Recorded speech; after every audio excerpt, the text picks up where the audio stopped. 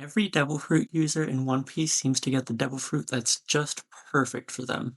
Luffy gets infinite resilience and bounciness, Hancock gets her power of beauty, and Doflamingo is able to manipulate anyone he wants. But what if we interrupted the natural balance of the world and gave everyone the wrong devil fruit? More specifically, what would happen if every devil fruit user had the previous one's devil fruit? For example, Luffy's Gum Gum fruit would go to the next user in the story, which is Buggy. Buggy's Chop Chop fruit would go to the next user, which is Alvida. Alvida to Smoker, so on and so forth. We're only going to apply named devil fruits here. We're going to skip characters like Dragon or Eroge because at the moment of recording, the devil fruits have not been named. And there's some other ground rules that exist, but we're going to cover those as they become important. You may already be wondering, well, if every fruit is moving forward, what does Luffy get? In Luffy's case, we're going to take the last devil fruit introduced in the span of the story we're looking at. We are only going from Romance Dawn to Wano because it's sort of a clean cut. One Piece has three different official sagas, and only two of them have even been finished so far. So we're going to look at those two, and the Four Emperors saga ends with Wano. And so the last devil fruit introduced is Aramaki's Woods fruit. Fortunately for us, this is actually an interesting devil fruit, and Aramaki explains how it works pretty clearly. The first thing to look at is there's a very funny contrast here with Luffy having the Woods fruit. Instead of eating every piece of food he sees, he doesn't have to eat it all. I think the most realistic outcome here is that he would just eat a normal amount instead of not at all. Now, back on the subject, actually fighting and like the One Piece story and stuff, how does the Woods fruit work? Luffy gets basically total control over plants and nature, and the main method of attacking that we see from Aramaki so far is using large wooden tentacles to pierce opponents and drain all of their energy, which works as an instant KO against people even who use armament hockey. So it's very powerful. The only way we've seen to damage the user of the Woods fruit is using elemental attacks like fire, but the user's still able to build up a resistance to those, as we see with Armaki. You could also damage him with Conqueror's Hockey, which we have seen work very well. Now, beginning the story at Romance Dawn, nothing really changes because no important figures in Luffy's childhood are Devil Fruit users. So his personality is going to end up identical. He still dreams of being the Pirate King. He spends a lot of his free time training. The main difference once he gets his Devil Fruit is that he's able to create food from nothing. And that fits his personality very well. He will love to give food to other people. It's not super important, but it's just a very nice thing. I love how that fits his personality. The present day parts of Romance Dawn are going to play out basically the same. Luffy was way stronger than his opponents at this point anyway, so having a stronger Devil Fruit won't make too much of a difference. Alvida's Iron Club is going to be unable to damage Luffy's tough and durable body, so she's easily defeated, and Kobe gets freed and enlisted in the Marines.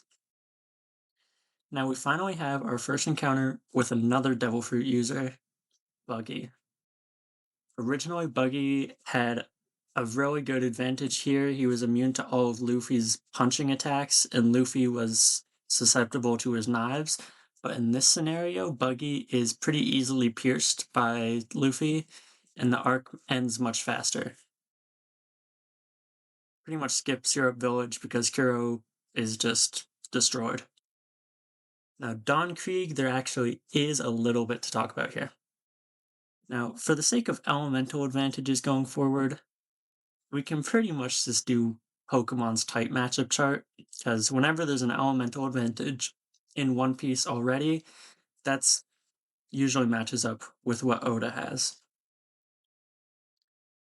Krieg's most powerful weapon is his MH5 poisonous gas bomb, which would definitely be capable of harming Luffy. However, in the original story, Luffy was also vulnerable to poison, but he was still able to survive just by wearing a gas mask, and so I don't see why he wouldn't be able to do the same thing here. He should easily defeat Don Krieg.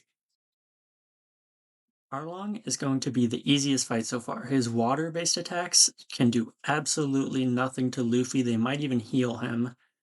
And his Kiribachi does not seem sharp enough to really do meaningful damage to Luffy's body. And so, after steamrolling most of the East Blue, next up is Lobetown, which finally introduces two more new Devil Fruit users. We have Chop Chop Alvida and Slip Slip Smoker. Yeah, they pose no threat to Luffy at all. Dragon doesn't even bother showing up to Logtown to save him. He wins. Luffy wins. Now, we're out of the East Blue and in to the Grand Line. Luffy isn't really able to fight Laboon in the same way he did in the original story, as all of his attacks now would involve piercing Laboon's body. And I don't think Luffy really wants to hurt him. So instead, what he'll do to help Laboon is cover the side of Reverse Mountain in thick vegetation, which will cause Laboon's headbutts to be completely harmless. It's the same way that you would baby-proof a house by putting like cotton balls or soft things on sharp corners and surfaces. Also, I have sort of skipped most of Luffy's crewmates up to this point, but none of them have any devil fruit users in their childhoods or present lives either, and so they end up exactly the same.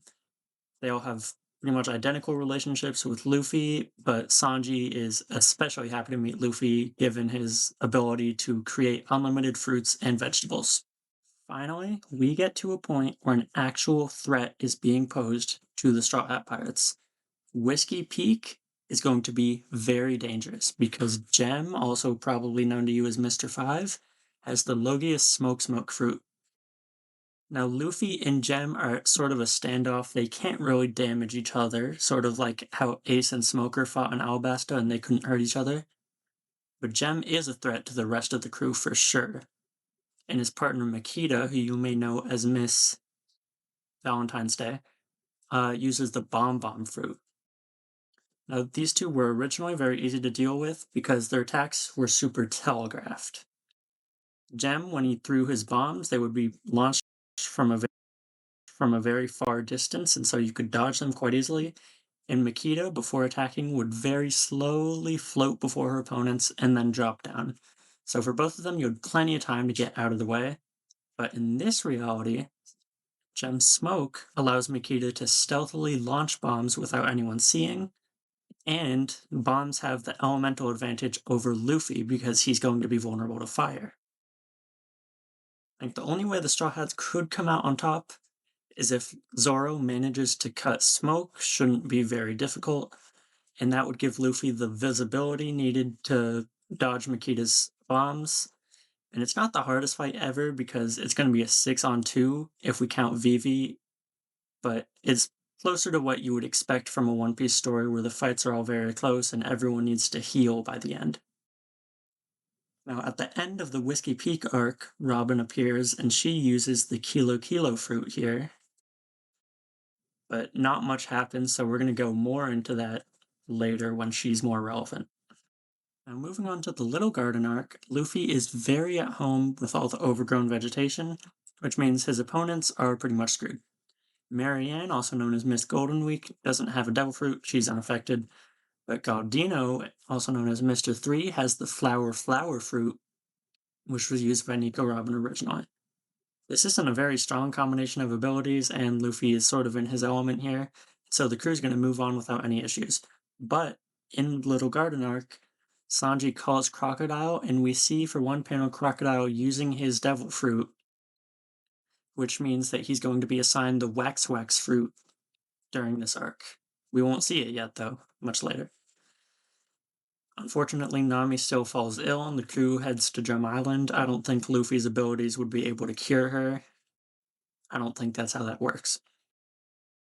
Now, on Drum Island, you may have been thinking about this. We do need to talk about Chopper. There's going to be cases going forward like Chopper, Brook, or Lasue, the little gun dog from Alabasta, in which their devil fruit is the only reason they really exist as people. If you give Chopper another devil fruit, there is no more Chopper. If you give Brook another devil fruit, he died just 50 years ago. It just doesn't work. And so I think the most satisfying thing I thought of is just to make him completely exempt. Chopper just gets the human fruit. and that's it. They're not part of the game here because I don't want this to turn into like fan fiction, changing completely different aspects of the story, giving him a new doctor. That just wouldn't make any sense. Now, Wapol on this island is incredibly dangerous. He's going to have the sand fruit, which has the elemental advantage over Luffy because it drains the moisture out of vegetation. That's originally how we saw Crocodile use it on Little Garden. But Luffy originally managed to defeat Crocodile while using a weaker devil fruit and while Crocodile was living in his element. Now, Wapol is not living in his element. He's living in a snow country while made of sand. And so I think Luffy would be able to figure out a way to win, but I couldn't tell you exactly how. Wapple's soldiers are total pushovers, and so I'm sure it wouldn't just be a one-on-one. Zoro and Sanji would be able to help if needed. The best thing would be Nami, because the climate act would help against the sand fruit, creating rain and getting Wapple wet. However, she only gets the climate act next arc, so it's perfectly timed for that to not work out. And Chopper joins the crew here using the human fruit because he has to. As the crew sails there, they find out that Bentham has the ox fruit. That's Mr. 2, by the way. And this means that the clone fruit goes to Ace, and it's no longer in the possession of Baroque Works, which causes their plan to not really work in the long run. They won't even be able to take over the country. Ace and Smoker will have a pretty even matchup again, but this time, instead of having very strong Logia devil fruits, they have just awful, bad devil fruits. The clone fruit and the slip fruit are not really made for fighting, and so Ace and Smoker aren't going to be a huge deal here. Now, this is the first arc where it's going to be very, very hard for the Straw Hats to win. You might even say that it's impossible. I've made up a little way they could win, but it might not be believable to you, and that's okay. All of Luffy's powerful allies in this arc, like Ace and Smoker, are now pathetic, and he's especially weak himself to the strongest opposing force, which is going to be the Flame fruit, which is being used by Dawes Bones. There's one change here that we could make to the story, which allows a Straw Hat victory. We could make Ace not stupid. And using the clone fruit, we could say that Ace takes control of the rain machines, which are being used by Baroque Works. He disguises himself as Crocodile or someone else, and they get access to the rain. This would eliminate Dawes Bones using the Flame fruit as effect, and using water, as we established before, it helps Luffy. And so that would make him pretty much invincible. And if that weren't enough to even the scales, melted wax conveniently happens to completely solidify if it ever comes into contact with water. And so Crocodile and Dawes Bones are both eliminated here. The final threat, we have Ox Bentham, or Mr. 2, who isn't that strong. He's pretty strong, but not exactly a challenge. And then Nico Robin is also going to have the Kilo fruit, pretty easily managed as well. It would be nice if the Straw Hats could keep the Rainmaker for any future adventures, but unfortunately, the Rainmaker is an entire ship, and I don't think Usopp is going to let them abandon the Going Merry for the Rainmaking ship. We did skip a few Devil Fruits in Alabasta, but none of them were important, just really bad zones. Nico Robin now officially joins the Straw Hat Pirates. She has the Kilo fruit, which allows her to crush anything with immense weight. You may find that very interesting. Not a lot happens in the Jaya arc here, because none of the Blackbeard pirates use their Devil Fruit. Bellamy gets the Cage fruit, originally used by Hina, and it seems pretty strong, but it doesn't change much. It's a pretty strong fruit, but the Spring fruit that he originally used was also very powerful, and Bellamy lost anyway because he was an idiot. However, Doflamingo is going to be assigned the Spring fruit, which could be important if this video gets far enough to Dressrosa, but probably not. And none of the Straw Hat's devil fruits were very important in Jaya either, so we're just going to move straight on to Skypia. In Skypia, Pierre has the string fruit, which means he's just a bird with access to strings. Now, we've seen people ride birds in One Piece, and so this doesn't change his utility, and so I'm going to allow him to have a different devil fruit. Enel's a horse. And that's Skypia. Our next destination is the beautiful city of Water 7, but before we get there, there's something I need to tell you. You completely forgot about Foxy. I think that's quite rude of you. I personally think that he's a fine character, but he will forgive you if you like the video and subscribe. After all, you've already watched quite a bit of it. But before we get to Foxy, the first character we see is Kuzan in Long Ring Long Land, and he uses Enel's Rumble Rumble fruit. Instead of biking on the water, I guess he would have a jet ski, which he powers using electricity, similar to the way Ace travels across the ocean in the original story. And that's pretty fitting because we just came from Skypia, which featured jet skis quite prominently in the form of wafers. Anyway, this isn't much of a problem. It wasn't really a fight in the original series, but Luffy would get away just fine, and so would Kazan. Once we actually get to Long Ring Long Land, Foxy is pretty threatening with the Ice fruit. He can pretty much use it the same way he uses the Slow fruit originally, as it's a very similar effect. But we'll have to see how it goes when we get into the specific games. And for the sake of simplicity, let's assume that the games chosen are exactly the same. The first game, Donut Race, is obvious and immediate loss for the Straw Hat Pirates. It's an aquatic race in which both teams build their own boat before participating, but Foxy can just freeze any water he wants. And it's not even against the rules. It's perfectly legal for him to do this, and it's just pretty much the easiest thing you can even do with the Ice fruit. And so, just like in the original story, Foxy is going to claim Chopper for himself and move on to the second game. The second game is Groggy Ring, which in the original story didn't have any devil fruit users to begin with, and so it's not something we need to cover at all. The Straw Hats will win this time, like they did in the original. The problem here arises when Luffy and Foxy have to fight one-on-one in the final game. Luffy is at an elemental disadvantage, but perhaps Zoro or Robin or maybe Sanji could be of some help, especially if we give Sanji Diable Jambe a little bit early. But this is unfortunately not possible.